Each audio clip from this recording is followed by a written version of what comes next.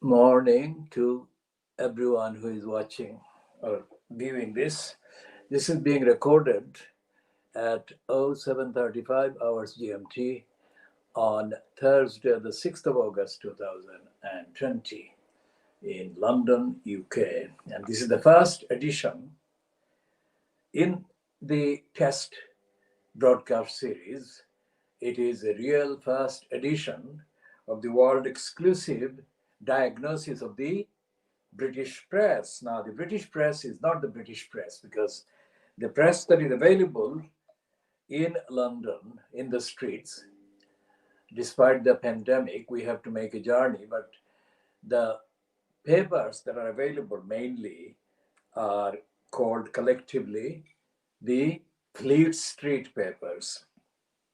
Fleet Street in London, EC4, where most of the newspapers had their offices for decades or for almost 100 years or so. Now, the street has remained the same, but the papers have moved their offices away from Fleet Street. But collectively, the name Fleet Street still signifies the collection of papers that were based in London, so London centric newspapers. And the British does not include Scottish newspapers, and it most certainly does not include the Welsh newspapers. When the BBC, the Sky News, and ITV broadcast their so called press preview or reviews, they focus on the London based papers. And the other thing is that they also exclude the daily Communist Morning Star. Now, the Morning Star is actually published, has been published for the last few years from an address in Tower Hamlets, London E3. But the BBC has refused to carry the Morning Star daily as part of the daily output of the so called national papers published from London. This is called a diagnosis. Now, this is not a new word nor a phrase in the context of the Kudilar campaign or my analysis or diagnosis of the British papers or the Fleet Street papers or the media. But for this online streaming television channel, this diagnosis is the new word that I'm going to use and we're going to use. And the diagnosis is intentionally being used. Now, today's papers, first the one that £2.20, The Guardian, Farewell Argos Catalogue, Britain's Book of Dreams. And then Black Lives, the man who stopped the bus and changed history. Now, this is the Guardian being typically Guardian, trendy. Black Lives has been the Guardian's fetish. It is not a genuine recognition of the struggle for an end to racism in Britain. It is the Guardian being trendy and completely dishonest and hypocritical. And the Guardian's hypocrisy and dishonesty is, of course, part of the reason why it needs diagnosing. The Guardian has got a regular seat on the BBC and, of course, on the ITV and on the Sky versions of the press review or press preview. And so, therefore, they are part of the same agenda, the narrative. They are not going to make any really serious critical diagnostic comments about the newspapers when sitting on the BBC, nor about the BBC when sitting on the BBC or the television, mainstream television, when they're being given a host's space. This is different. First of all, this is part of the campaign that has been going on for decades. Part of the campaign against the British press. Lying, not against the press or its operation or its existence, but the press lying to the readers press lying to the world. And the BBC World Service, which was in place, carrying the daily edition or bulletin, or what they call the review of the British press. And I was suffering the BBC World Service's review of the British press before I physically landed in London or in the UK. And even though I was not physically in London or UK, I knew most of the contents that the BBC was retelling were false and misleading and part of a misleading narrative and agenda. It is said in many countries that many countries in Asia and Africa, even in Eastern Europe or Europe, that the BBC is more reliable than most other broadcasters in the world. Or this is not true. And the fact that it is not true has been evident and exposed during the last 5 years, when the BBC has become the mouthpiece and the organ shamelessly and brazenly for the little English racists that have been promoting the idea of Britain being England. And Britain being England means that the English have been increasingly hostile to non-English members of the United Kingdom. And so all of these we shall be diagnosing in the course of everyday diagnosis of the Fleet Street and the British press. And like yesterday, we said that the Sun was showing that as far as the Sun and the Murdoch agenda was concerned, the COVID-19 and the virus threat to Britain has ended. That is not true. That is a lie. So this is the second day that the BBC, the Sun newspaper is running the front page splash on a celeb or on a pop person. Although this person has died, and they are saying that it was a short trial which killed her, the fact is that her death, compared to the thousands, nearing now the 100,000 people, died or nearly dead as a result of the mishandling of the coronavirus and the response of the British government to the coronavirus. And there is no recognition of those people and their families and their loved ones. So that is the context, not to undermine or slight the grief felt by the mother of this person who is featured on the front page of the Sun. It's the wrong time and the wrong emphasis. In fact, quite apart from the coronavirus failures by Boris Johnson's regime, there is a failure that is actually recognized in an indirect way on page 2 of the Sun, which is promoting the removal of regulation and accountability from the planning process that actually is still in place concerning the application for buildings, housing, and so forth. So they're calling it that the existence of democratic accountability and planning, which is very much reduced from the level that it should be based on objective standards of safety requirements, the token planning regulation that exists should be done away with. So they're calling it red tape. Red tape is an insulting phrase, which means that there is an unnecessary bureaucratic obstruction to a good process or good action or good desired activity. That is a lie. What Robert Jenrick is being promoted over is that he is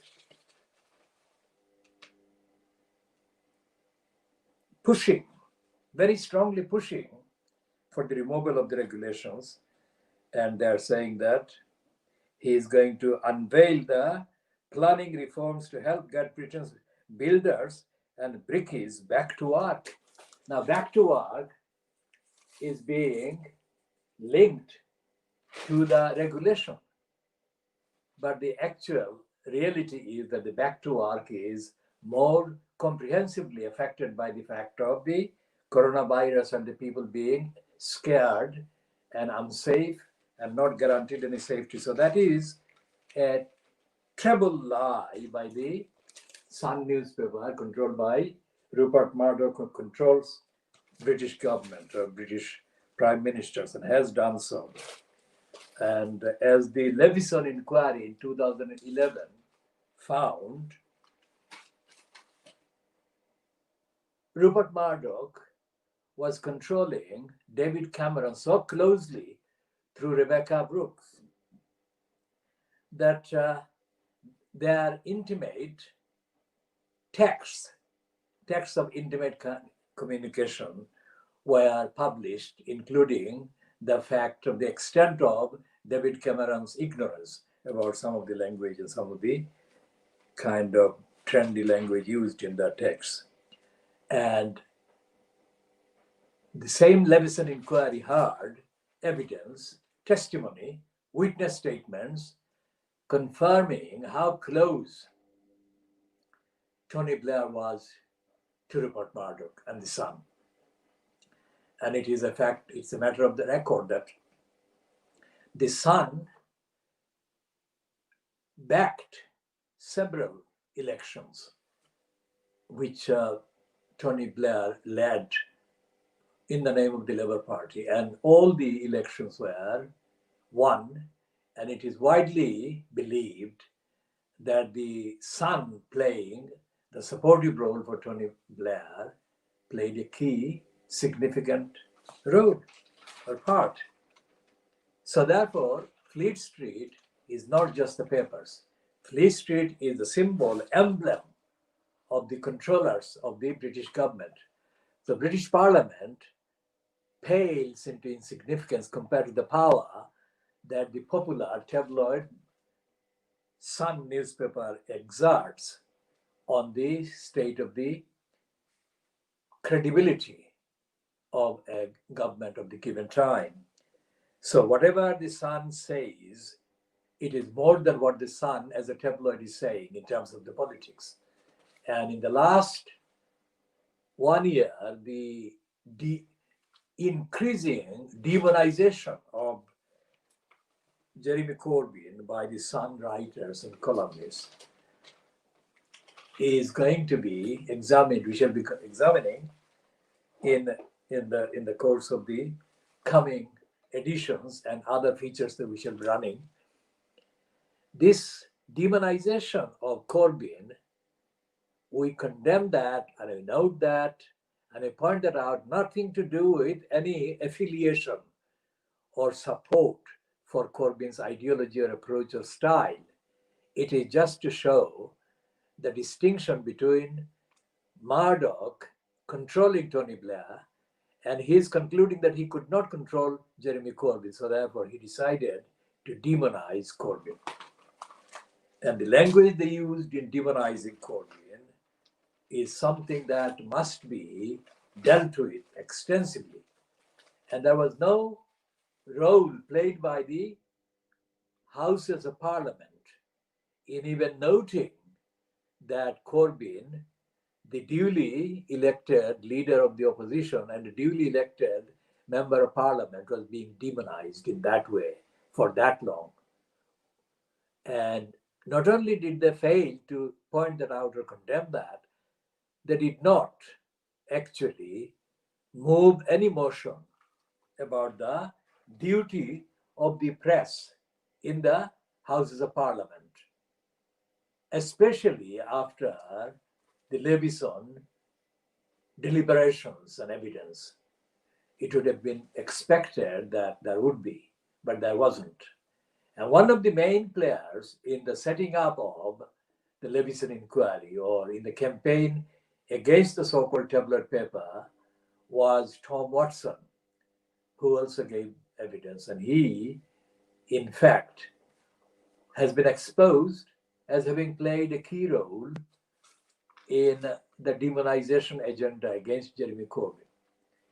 So the press, anyone watching this from abroad or from Asia or Africa or any other country outside of the UK, who has heard the expression, the British free press or freedom of press in Britain, must not believe that is the case. There is no freedom of the press.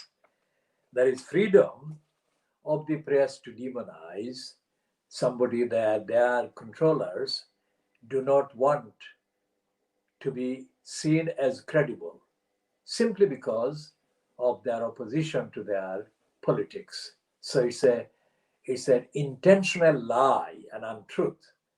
And the freedom, I said in a speech in Edinburgh in 1976, where I was speaking in solidarity with the people of the Sikh community who had been attacked in Edinburgh by racists. That was in October 1976. And I said there that the racists' free speech argument is absolutely unacceptable logically, evidentially. And I created the phrase, the freedom of racist hatred was like the freedom to spray poison, toxic poison at people. That was in October 1976.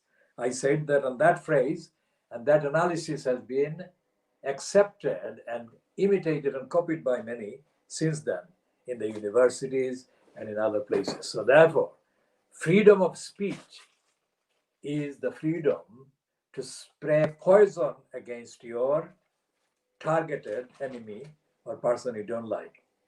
And this is the Sun running on pages 4 and 5, the 2 pages spread on Caroline Flack, the one they're splashing on the front page on. And it's the 2 pages. There is nothing about joblessness. There is nothing about housing homelessness. There is nothing about eviction. There is nothing about the lack of integrity on the part of the elected MPs who actually conspired and lied in cahoot and in collusion with the Sun against Jeremy Corbyn in order to dislodge and sabotage and torpedo Corbyn's leadership because they didn't like his agenda. That is not democracy. That is subverting democracy from within. And it wasn't being done by the Russian interference.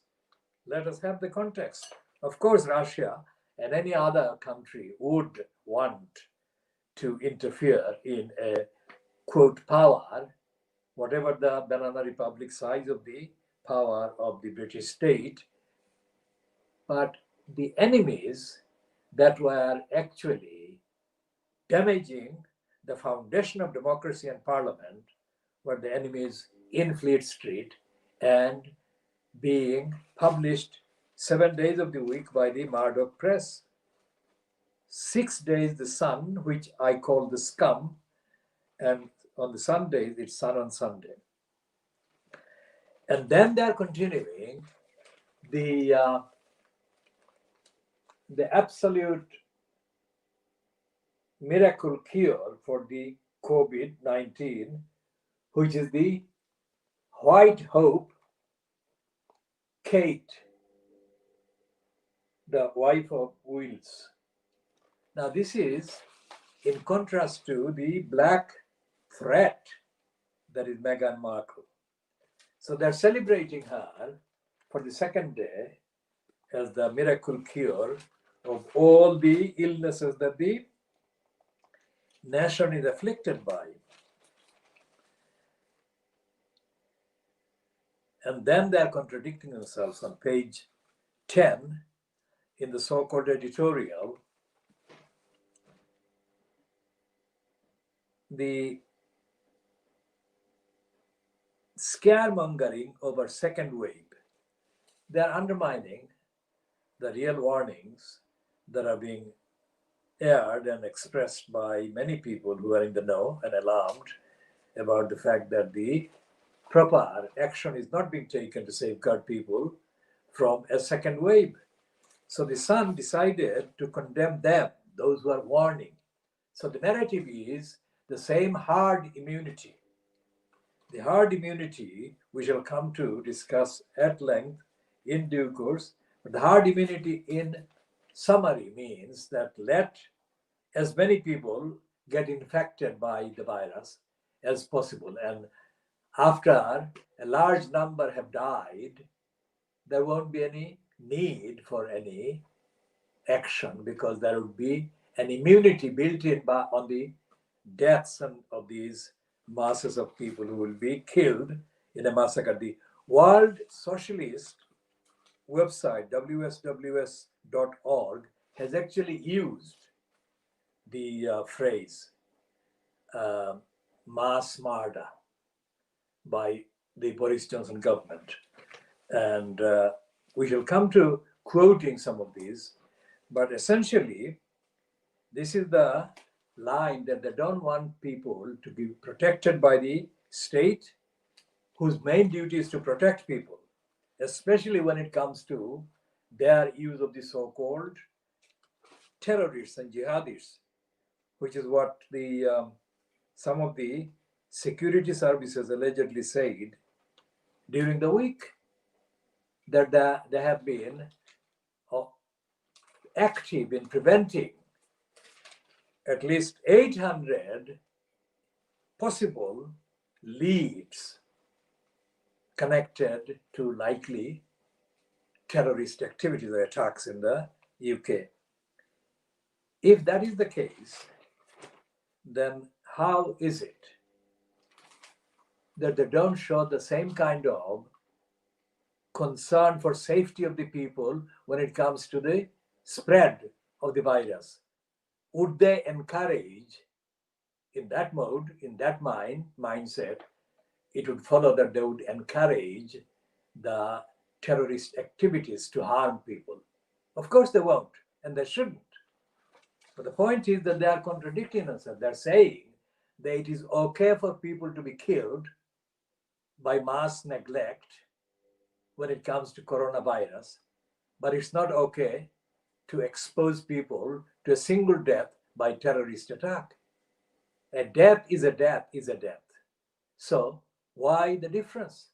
They must protect people from the virus as well as from terrorist and other attacks on society.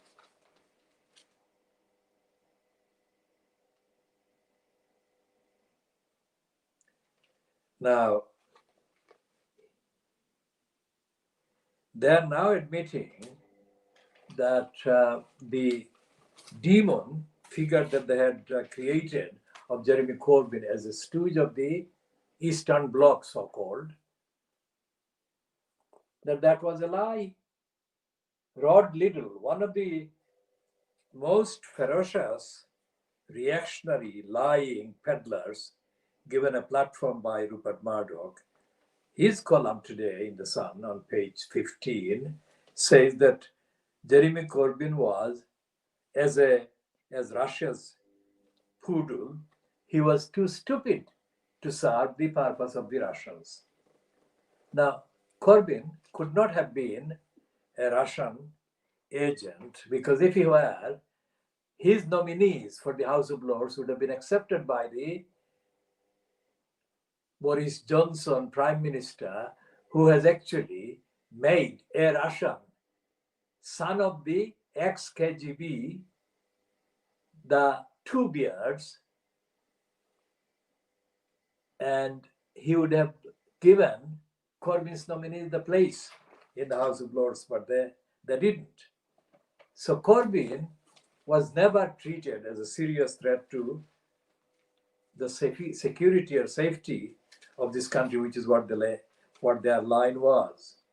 It is the government fronted by Theresa May and the government fronted by Boris Johnson that have been shielding whoever has been the interferer or have been the interferers on behalf or at the behest of the Russians.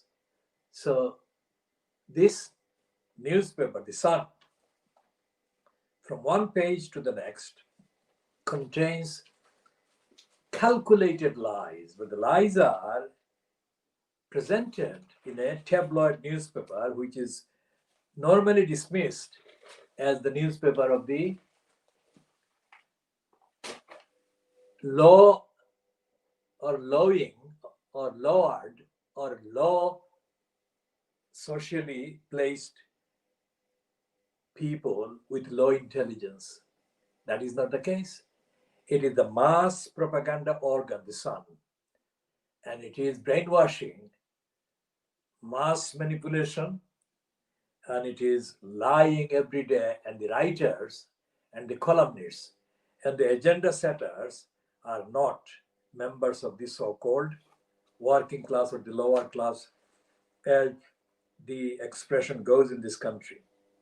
These are highly placed, highly connected people crafting their lies for consumption by the masses of ordinary people. And that is where they are misleading people, as they did over the Brexit in a spectacular way. They lied every day against Corbyn, whether he articulated an articulate opposition to Brexit or whether he steadfastly refused to put himself on a stand either way about Brexit. It didn't matter what Corbyn said or did. They invented a stance by Corbyn about Brexit. And the people actually swallowed.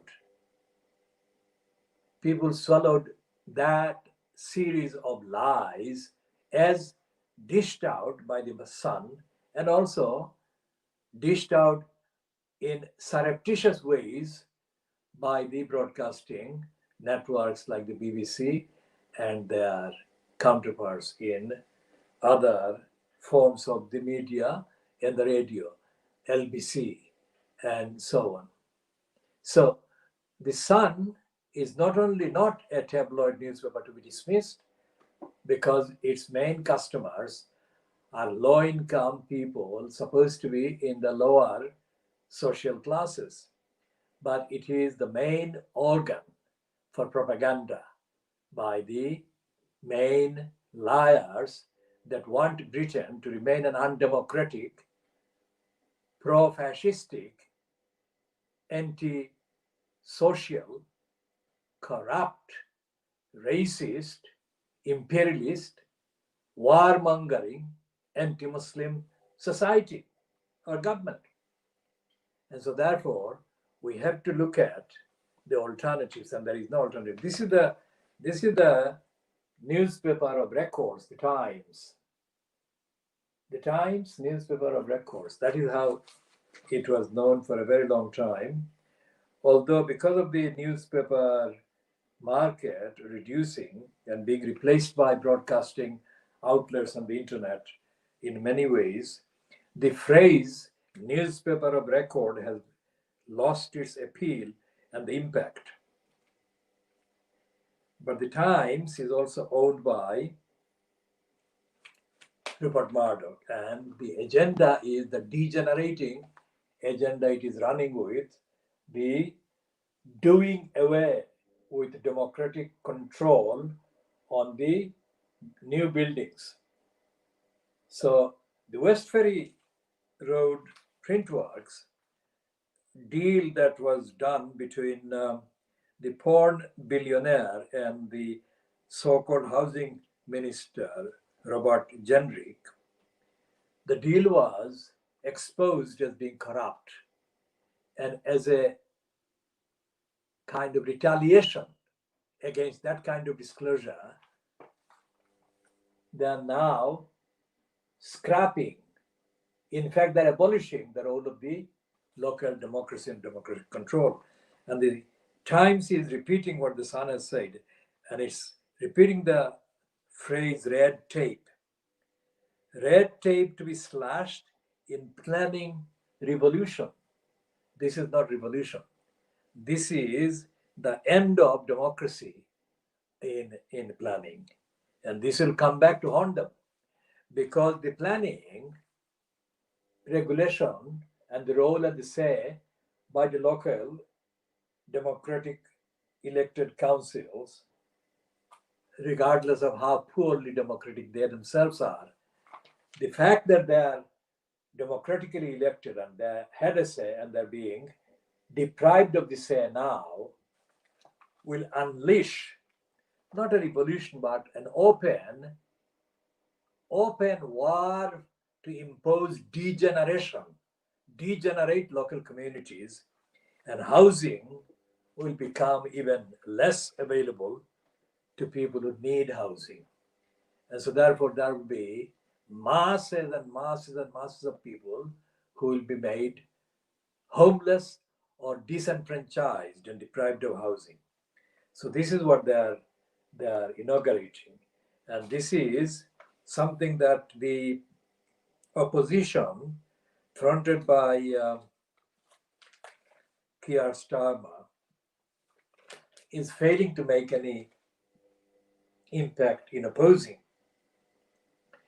because there is no mention on this front page, 4 columns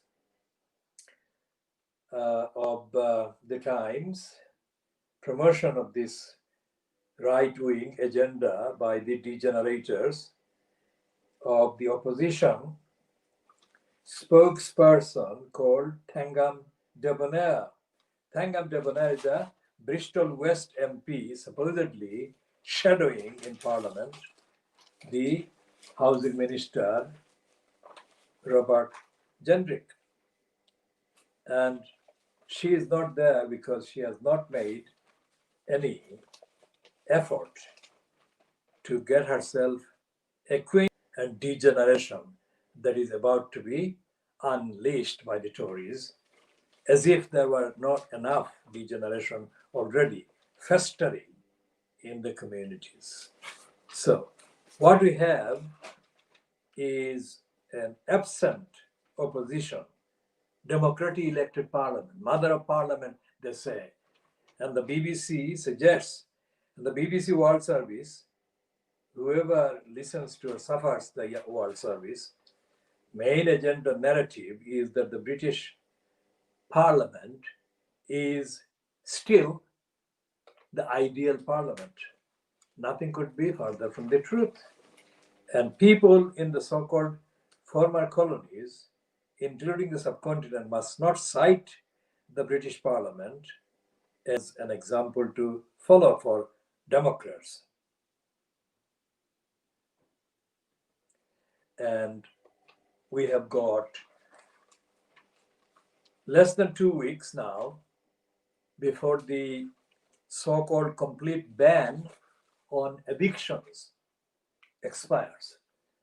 So Jenrick is going to let private landlords start the court proceedings to evict tenants on any excuse. There is a thing called no fault application for possession, which means landlords can evict people without the people committing any wrongs as tenants.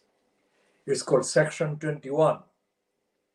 And the Labour Party, the main opposition numerically, has failed or has decided not to make an intervention in Parliament in any significant way to end the no fault eviction option.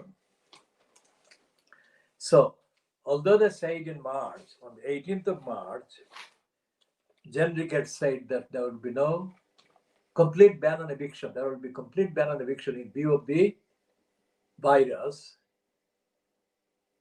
and the direction went to local councils from the Ministry of Housing that they must immediately, as a matter of urgency, find housing for all the people sleeping in the street and homeless people. Now that was the least that they could do. Otherwise, the casualty figure would have been phenomenal. So the councils miraculously found spaces for people to be housed. And that helped a lot of people. And that should have been the case, how it should have been. But now, Generic is doing the opposite, and he is kicking people out into the streets. And Generic, being a proven liar over and over and over on many applications on housing, and in tussles that he has had with other councils, smaller in range, in magnitude, in terms of the amount of money involved, as compared to the Tower Hamlets based West Ferry Road Printworks, where he was caught in corrupt dealings on behalf of the Conservative Party and Conservative agenda with the porn billionaire Richard Desmond. So he is now going to get people out into the streets and in the clutches of any kind of exploiters and expose people to serious harm and serious danger, while the coronavirus is far, far, far from over. And the Labour Party, Thangam Debonair, is very much silent in effect, in substance, and as is Keir Starmer. The Guardian, which actually ran the story on the front page about the impact of the relaxation of the planning regime, which is there on the front page. The Guardian is running a line that is different, slightly different from the line being promoted by the Times, and it is citing a Labour Party response, a developer starter that would set fire to safeguards. Now, that is a timid quotation. It's not setting fire to safeguards. Without looking at the details of the current safeguards and without looking at the inadequacy of the current safeguards, it is false to say that what exists is safeguarding people, because if it did, hundreds of thousands of people would not have been found homeless and sleeping on the streets, which they have been. So it says the charities, architects, and planning officials angry at reduction of oversight. Now, its sources, the Guardian sources, are not democratic sources. They are not the people, the empirical sources, people who are affected by the reduction, the scrapping, the doing away of the regulation. It says charities, architects, planning officials angry. It doesn't say campaigners. It doesn't say campaigners at all. The Guardian leaves out the campaigners, which is where the main strength of the opposition, whatever the opposition will be. The charities will not stop the government. They have never done that. Architects will never do that. They have got vested interest, these architects. Planning officials are behind the main numbers of the already mushrooming plethora of planning permissions given to high-rise degenerators in Tower Hamlets as well as in the other parts of London and in the other parts of the UK. So the Guardian, supposedly the liberal opposition or alternative to the main staple of the Fleet Street papers, typified by the Times of the Murdoch stable, is not even recognizing the campaigners. And it is the campaigners who have been making, however insignificant, however inadequate, the only remarkable opposition, giving the details of the impact and the implications of the current planned resumption of the eviction procedures. And so this one, rushed planning shakeup, will lead to more slums, experts warn. Slums. It says slums. It doesn't say Rahman. Peter Rahman. Now, Peter Rahman is a name. The spelling is important for those people who are not familiar, even in Britain. But those who are watching this from abroad or are based outside the UK and Asia and Africa, the Rahman is spelled not Rahman. It is Rahman, Rachman. That will give a different result to the search. So if you look up Rahman, Rachman, Peter Rahman was a contemporary of John Profumo.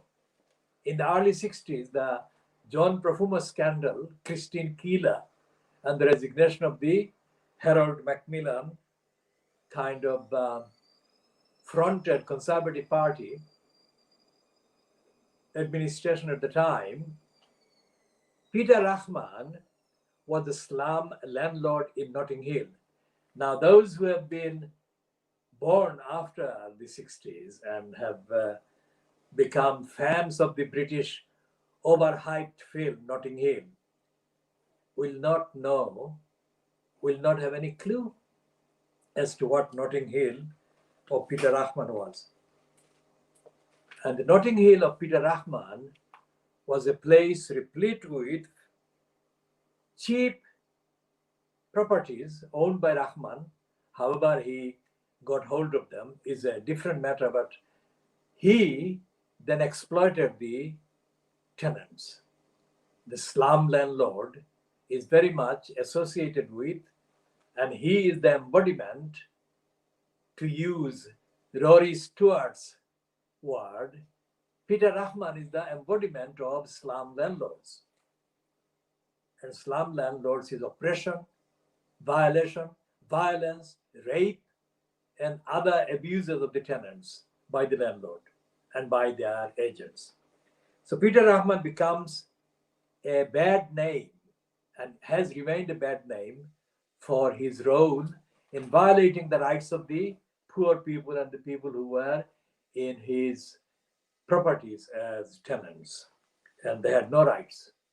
And although there were many claims during the reign of Peter Rahman for reform of the law and for the introduction of protection for tenants, the actual legislation that followed has not done anything of the sort. It was about the time, the 1960s and 70s, there was a film made about the homeless, lack of housing, called Haque Come Home. Now, Haque Come Home was celebrated, is still celebrated as a big hit social film. But that was it. It didn't result in the establishment of franchise, housing franchise for the people who most need it, and the security of housing for the people. And the founding aims and objects of the Labour Party were floundered, were actually hidden under the celebration of this film and the euphoria it generated. One of the things that was done by claiming to be responding to the Haque Come Home cry for help was the establishment of the organization called Shelter. Shelter is one of the charities. The Guardian is not referring to Shelter by name in the headline, but Shelter is the leading charity in the name of housing operating in Britain. And Shelter was founded by a New Zealander, a racist New Zealander called Des Wilson. Now, I had a running battle with Shelter, and I had a personal encounter with Des Wilson at a meeting in a church off Fleet Street. Fleet Street, we are diagnosing the Fleet Street, but that is the actual Fleet Street. And this is the church that is often associated with the journalists and the meeting was held in the 1980s, and it was held just before the Greater London Council was abolished by Margaret Thatcher, and it was probably in 1985 or 86 or 87, not later than that, that I had this encounter with Des Wilson. It was about housing, about homelessness, and about the corruption in housing. And I stood up and I wanted to ask a number of questions about the role of the councils in creating homelessness and housing shortage and housing poverty. And Des Wilson refused to answer, so I challenged him. And then he said, completely idiotically, and the depth of his ignorance and stupidity and outrage is evident in the fact that I shall relate here.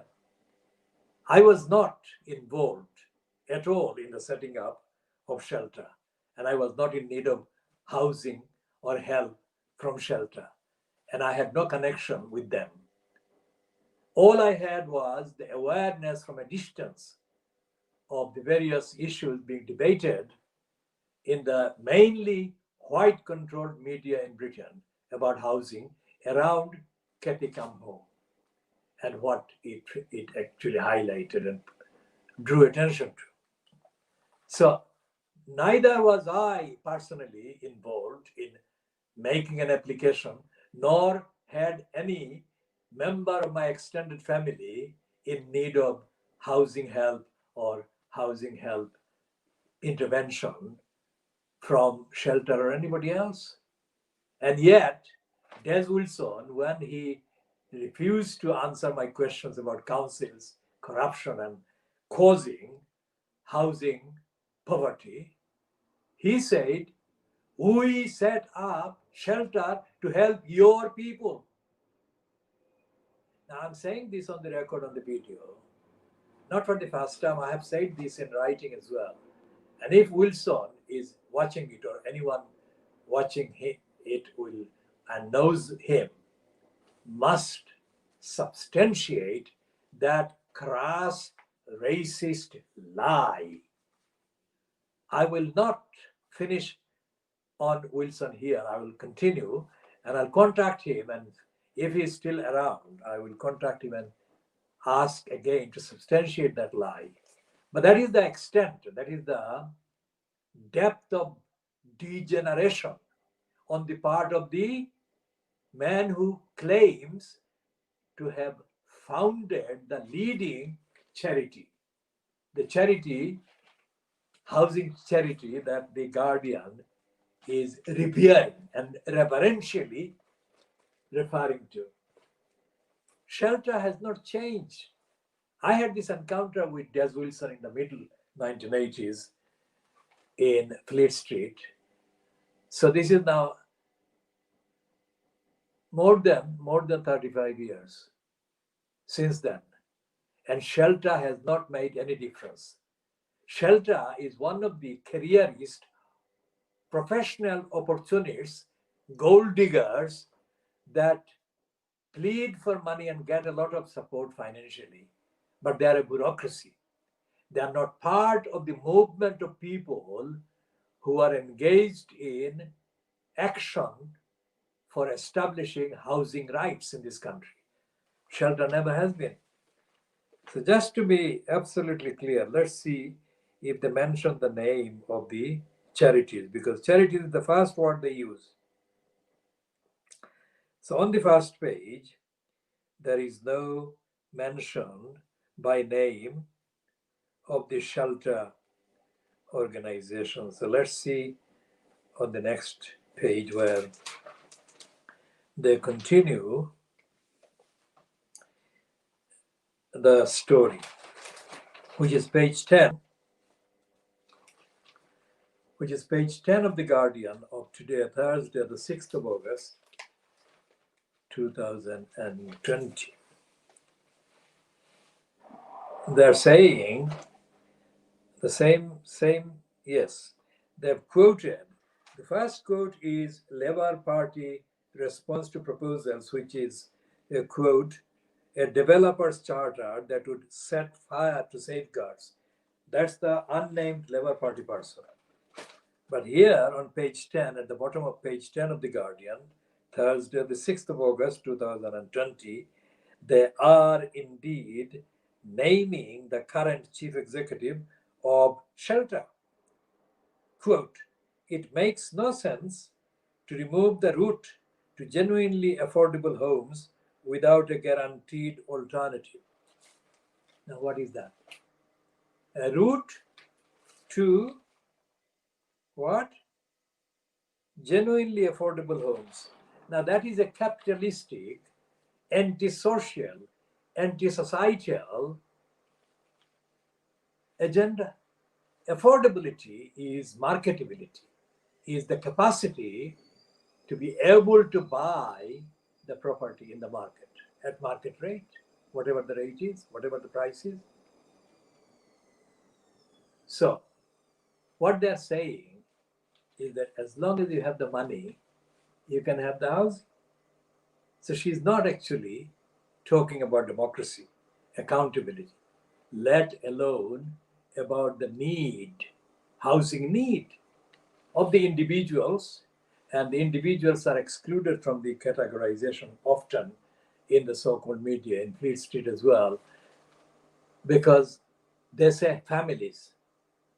In this country, socially, demographically, families are not every individual is a member of a family, not a couple.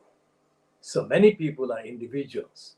The individuals' need for housing is as important, as much as the need for people who are in families, and yet they leave them out, the individuals out.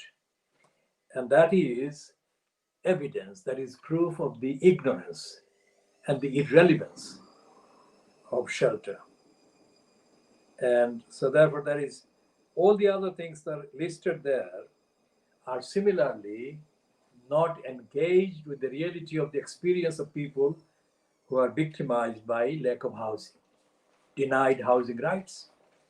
And there is nothing in the proceedings of the Labour Party with Corbyn as the leader and without him as the leader, and with any of the other people who have been talking in the name of the Labour Party about housing.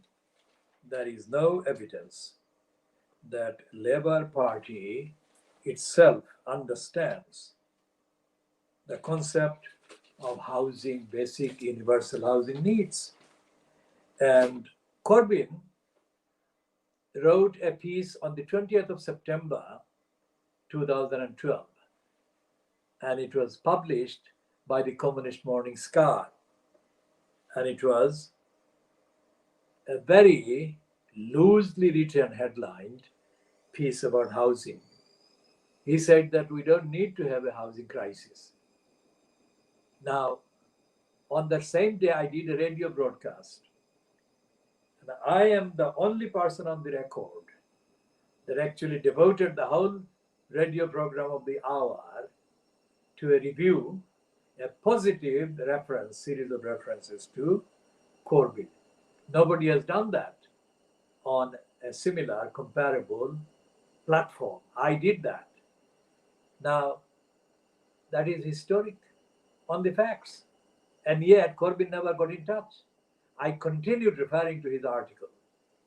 In fact, on that day, same day, 20th of September 2012, I had a meeting with then incumbent in the post of elected mayor, Lutfur Rahman.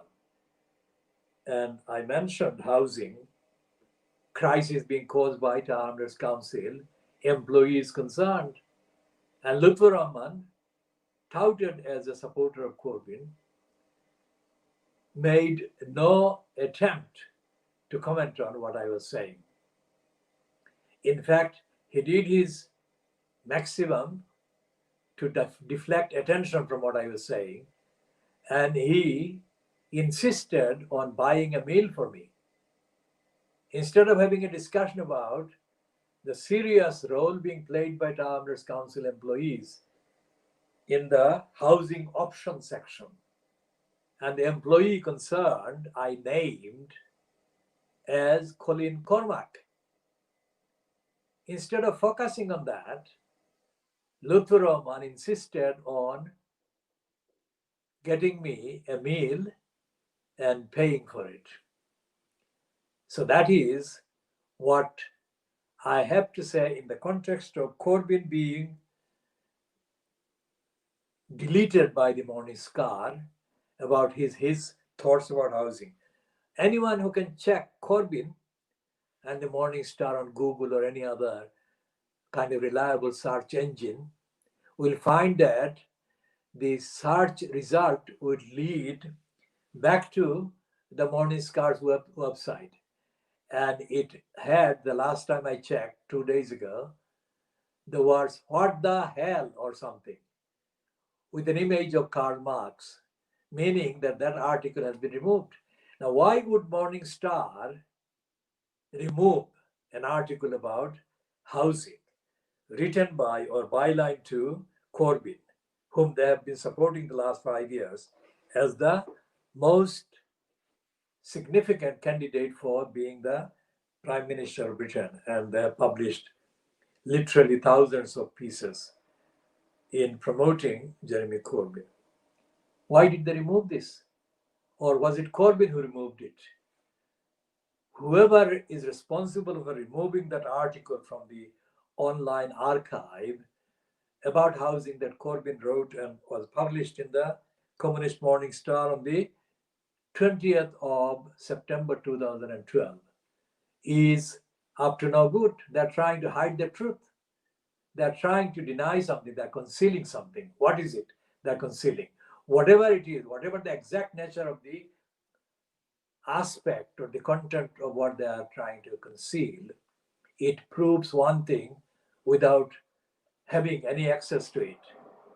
And that thing is that the Labour Party, including Corbyn and Corbyn's so-called leadership, has not been addressing itself truthfully to establishing housing rights for people, which is why there are homeless people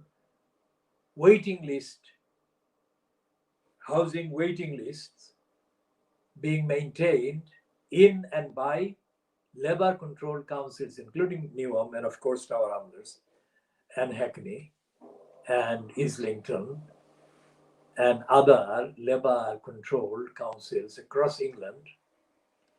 And I'm saying on the facts, as I am explaining very extensively today, that Corbyn's leadership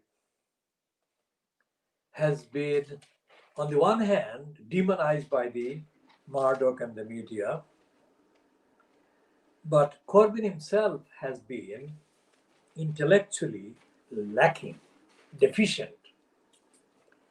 And his backers in the Communist Morning Star and the Socialist Workers' Party, so-called, and they have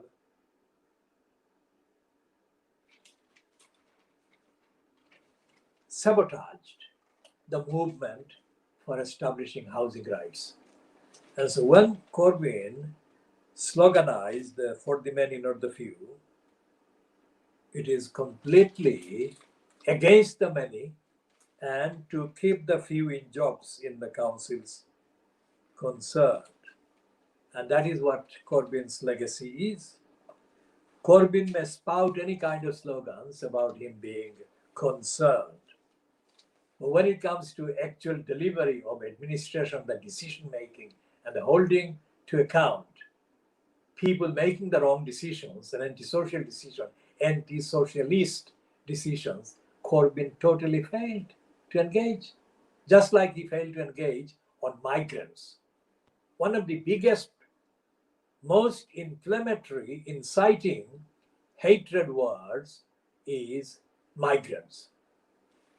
And when Corbyn was starting as leader and David Cameron was still in place as the Prime Minister, during one question time, so-called Prime Minister's question time, David Cameron taunted Jeremy Corbyn over the fact that Corbyn had in the day or the week past had visited some migrants in Calais in France.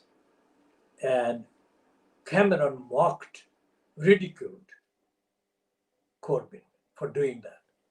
Now, if Corbyn had the intellect, or his advisors had the intellect, Seamus Milner or Tariq Ali is one of the biggest fans of Corbyn's. But we shall come to Tariq Ali's disastrous role in failing to contribute any socialist or even social kind of impact in favor of Corbyn, pushing the Tories off the agenda. We have absolutely nothing but evidence of emptiness by Tariq Ali and his battery of so-called advisors, and emptiness on the part of the Unite boss, Len McCluskey.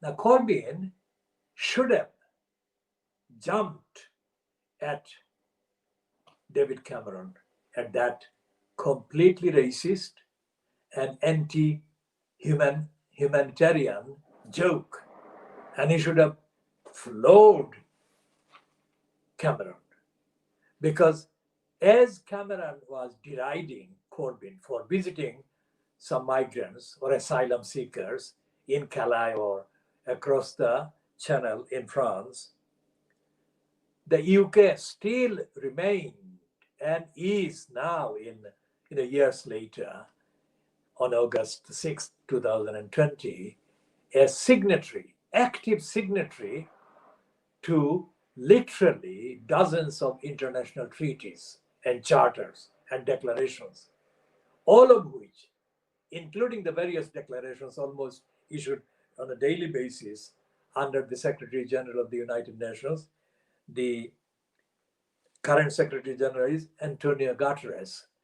That all these declarations compel compassionate treatment of people who are forced to flee their home countries and become asylum seekers or become desperate to seek asylums.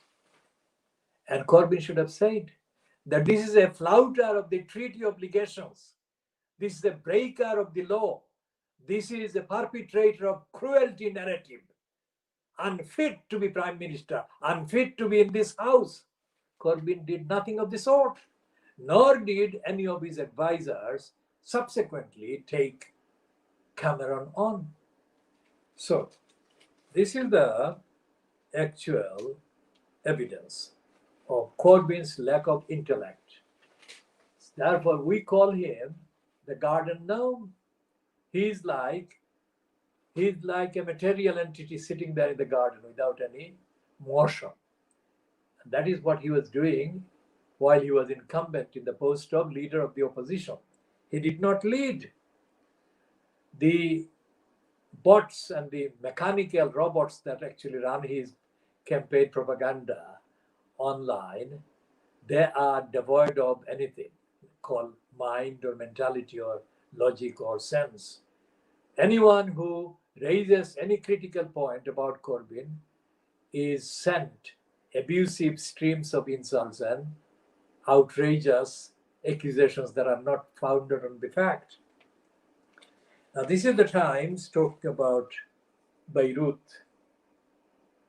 This is the Times pages of Times 28 to 29, pages 28 to 29. The blast sucked the air from the sky and may tear apart the nation. Incompetence is behind this horror. Now, such a serious headline, and it's factual, and yet they didn't put it on 27 pages. They had to come to page 28 to say this. That shows their callous contempt for the lives of the people of Lebanon. And we put that in context because if even one person had died, who was perceived to be white and not a Muslim or Lebanese, they would have put that on the front page. And this is another kind of thing that Corbyn and his brand of so-called left-wing politicians have failed to actually put on the table. And I have said that the fact that Corbyn was leader of the opposition for 5 calendar years gave him a daily opportunity. Every time he left his home in Islington, he was greeted by any number of television crews with the microphone near his face, asking for him to comment on the particular allegation against him, however fabricated the day's allegation might have been. And Corbyn literally sprinted, ran away to a waiting vehicle. Now that was the opposite of what he should have done. This is a monumental 5 years of idiocy by Jeremy Corbyn, failing to understand the platform. Forget about the agenda. If he had made daily comments condemning the media, that would have been on the archives. And that would have been absolutely phenomenally powerful, political, evidential, ethical, moral weapon against the lying press and the lying media. But he did not do any of this. And the revolutionary Tariq Ali didn't appear to have any impact on what Corbyn was failing to do. And nor did Seamus Mill, the son of a Director General, no less, Alistair Mill's son, Seamus Mill, failed to make any impact or headway. Now I contrast that abysmal failure with the absolute lightning speed of efficiency by the 2-member team of propagandists that Blair had the backing of. Blair was backed in 1996-97, just before the May 1997 election, by Peter Mandelson and Alistair Campbell. Now they set up what they called the rapid rebuttal machine. Every time there was any comment against the leadership of the Blair regime, at the time still not elected, the Blair-fronted Labour Party machine would issue a rapid rebuttal to the allegation. This is what I'm saying Corbyn failed to do. I'm not saying he should have followed rapid rebuttal. I'm saying he should have stated his own position. So I'm going one up and ahead. But Corbyn persisted in failing every day, or every time he was faced. As he left his home, he was faced with the television camera crew. And we shall be continuing that with further details in due course. And this is the Daily Mirror, which is supposed to be a supporter of the Labour Party generally. So it says, that the testing on the coronavirus, the regime that the government has in place, is not working, and it is giving the quote, or it is attributing that statement of position to the council, which means the majority would be Labour councils.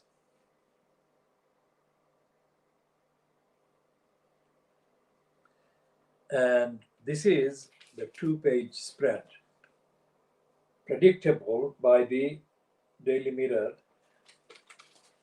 running a plea from the NHS workers that they should be given a pay rise, which is understandable. But when it is overwhelmed under the images and narratives of denial carried by the rest of the Fleet Street, that does not have as much weight as it should do. And again, the Daily Mirror on page 10 and 11, it has waited for 10 and 11 to run this story about the explosion in Beirut. And it is not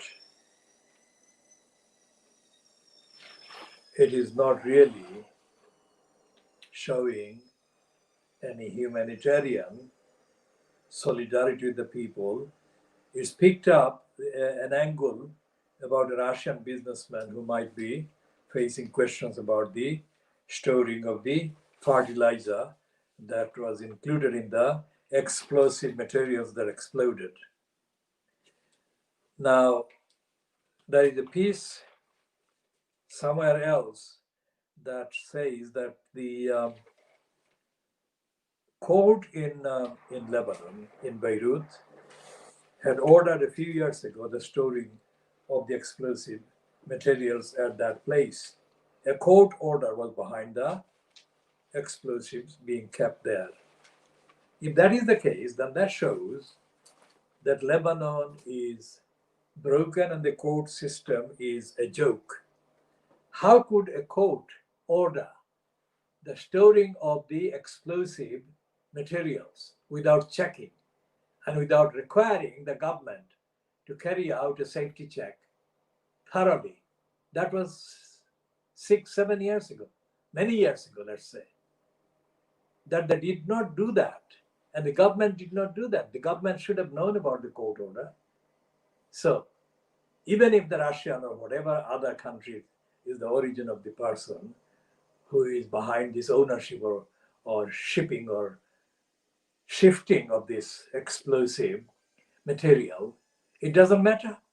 The government should have investigated how safe the storage was, how safe the port area was, and it didn't. So it's just like Tower Hamlets Council allowing the crane to collapse on June Harvey, killing her on the spot and injuring others and making hundreds homeless. Tower Hamlets Council has been absolutely disastrously incompetent and negligent, as it has admitted earlier this week. That it has set aside £2 million, which it will spend in legal fees, etc., in the contest, in the action brought against it by the health and safety executive over the killing of this 5-year-old child in the playground in Myland Park on the 17th of July 2015. Tower Hamlets Council has not learned the lesson. That happened in July 2015.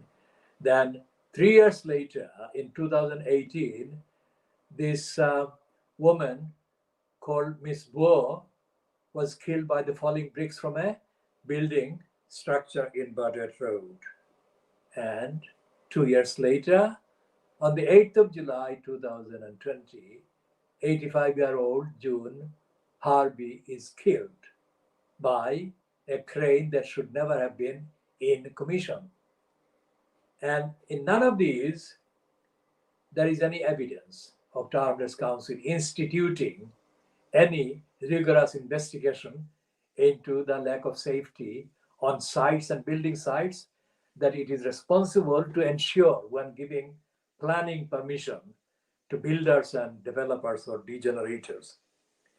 And so there is a question: why did it take 5 years before Tower Hamlets Council agreed to plead guilty to the charge it is facing from the belated action of the health and safety executive over the murder by negligence of the 5-year-old child in the playground in Myland Park?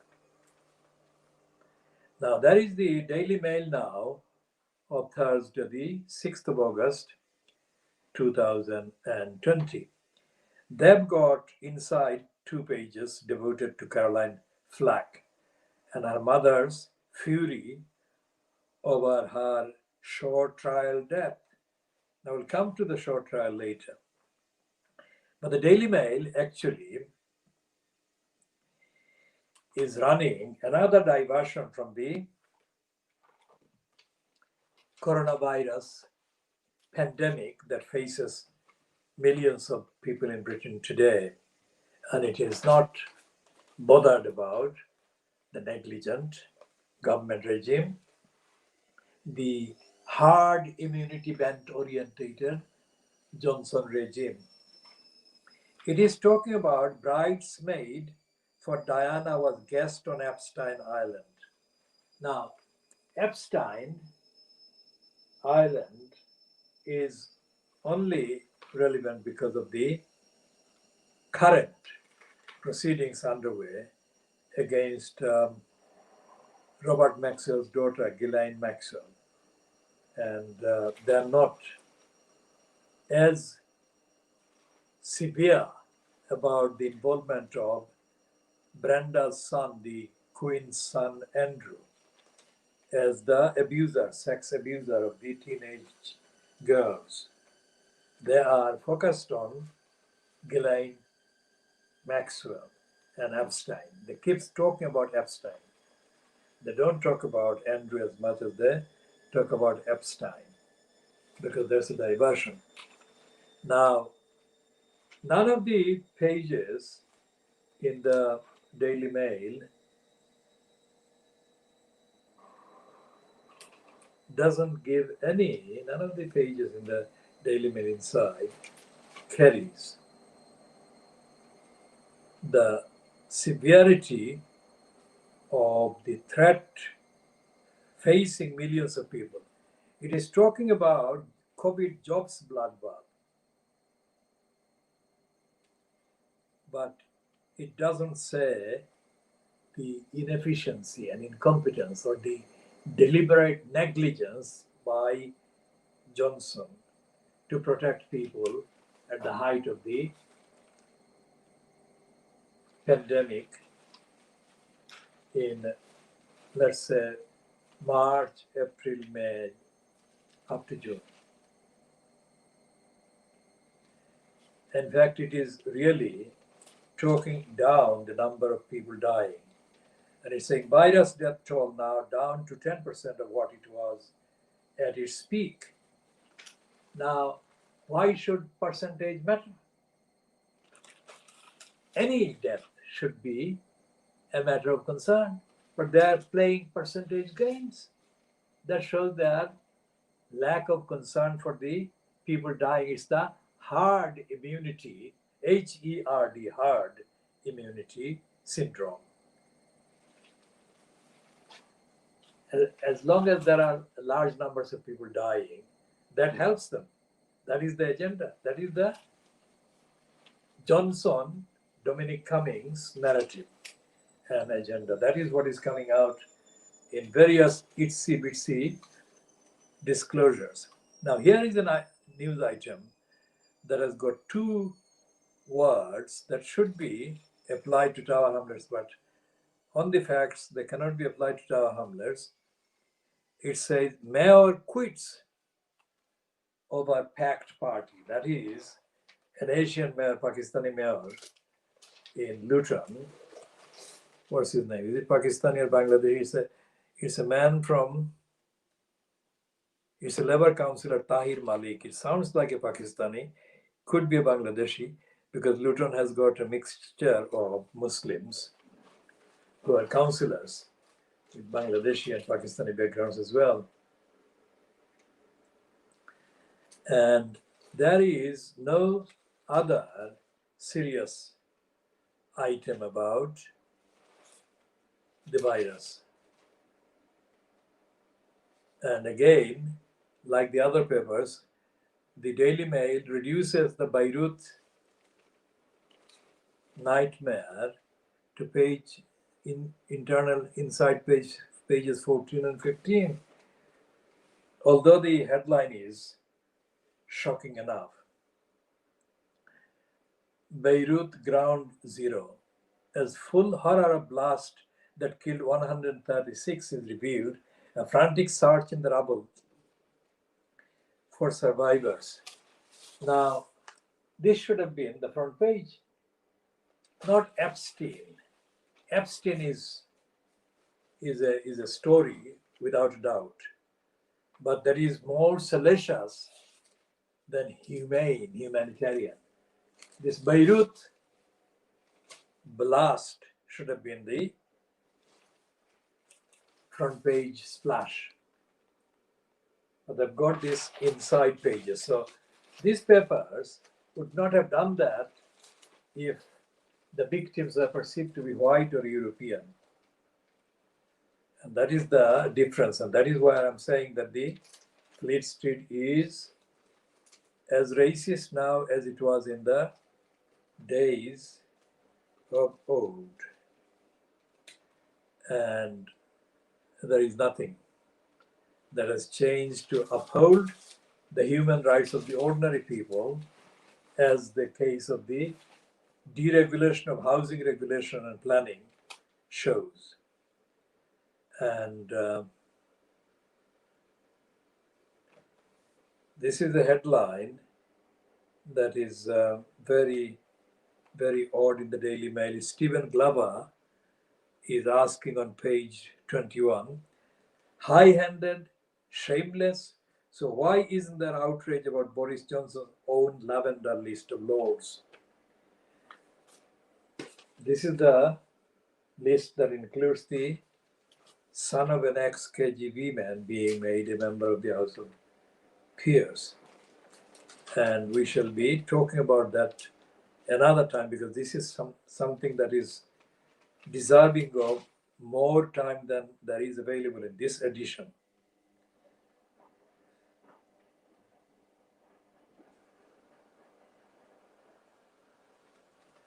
And there is a small item about Dominic Cummings being condemned by Margaret Thatcher's media man, Bernard Ingham. And we shall let that pass, because that is an internal domestic kind of row. It doesn't change the narrative. It doesn't say that Dominic Cummings is doing the wrong thing, being a promoter of the agenda that he is promoting. It is just a matter of style that Bernard Ingham is condemning Dominic Cummings over style. And there is no mention of any crisis in housing. There is nothing in the Daily Mail about the rights of the poor or the causes of homelessness.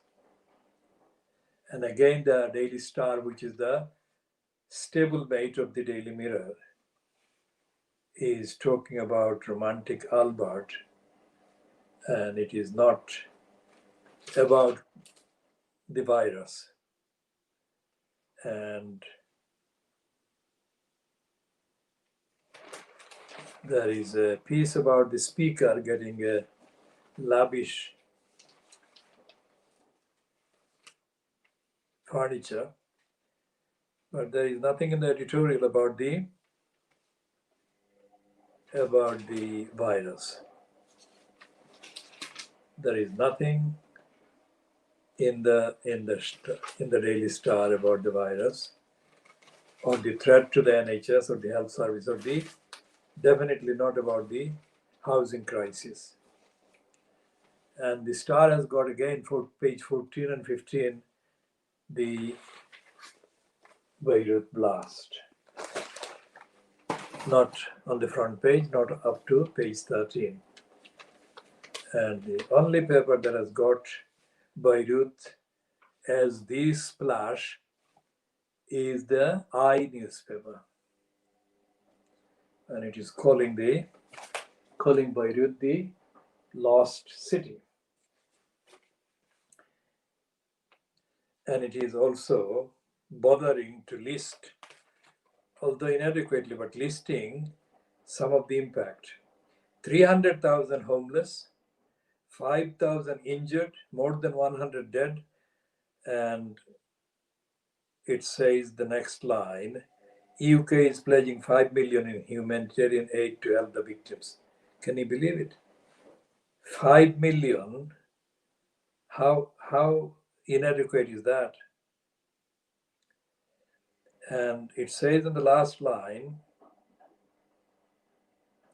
this explosion seals the collapse of Lebanon. Now, Lebanon has been disintegrating for decades. And the reason why Lebanon has been disintegrating is because it is situated between Europe and Asia, and it is situated also almost literally next door to one of the most explosive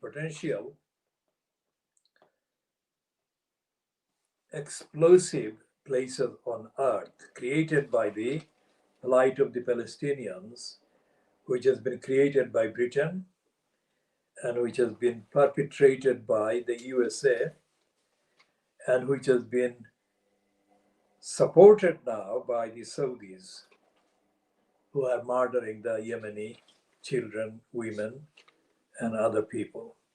So, Beirut has suffered this, and it's become the lost city, but it has taken decades of negligence, deliberate negligence, and lack of care. And Beirut, the Lebanese people are not treated as equal human beings, despite the fact that many of them have cultural affinities with the Americans and the West. And the main burden of Beirut is to be found in the division of the country between 3 or 4 foreign countries and powers. And they are subjected to this because of the military industrial complex, because the military industrial complex doesn't want the world to become peaceful. And Beirut is the platform for playing all kinds of games, war games. And it is because of that Beirut has been allowed to degenerate into lack of democracy, sovereignty, independence, accountability, and various shadowy forces from other countries have been continuing to keep Beirut unstable. And this is the last place that this explosion should have hit, because the people of Lebanon are very unstable, caused to be destabilized by other forces. And Lebanon and the people of Lebanon deserve much better. But there is no power in the West or in the Muslim parts of the countries surrounding it that actually bothers about Lebanon. And as we come to the end of the week of Eid al-Adha, the message should be from Beirut to the Muslims. Do you care about others suffering? Or do you just chant slogans and show off? And as I said before, the message of the Eid of solidarity and support and neighborliness applies throughout the year, not just the 5 days of the day of the Eids, Eid al-Fitr or Eid al-Adha. The message is always. And for the Muslims who claim to be genuinely believers in Islam and the Quran, the message is read. Iqra bi ismi rabbika allazi khalaq. Read in the name of your Lord, your Creator, who created. And read doesn't confine to any particular scripture. Read means learn, gather knowledge, seek knowledge. And in the newspapers from Fleet Street, apart from this glimpse of a recognition on the I newspaper, there is no recognition of the truth or learning or depth of understanding or solidarity, neighborliness in Fleet Street. And that is how Fleet Street is feeding millions of people who still either buy or see or consult these papers every day.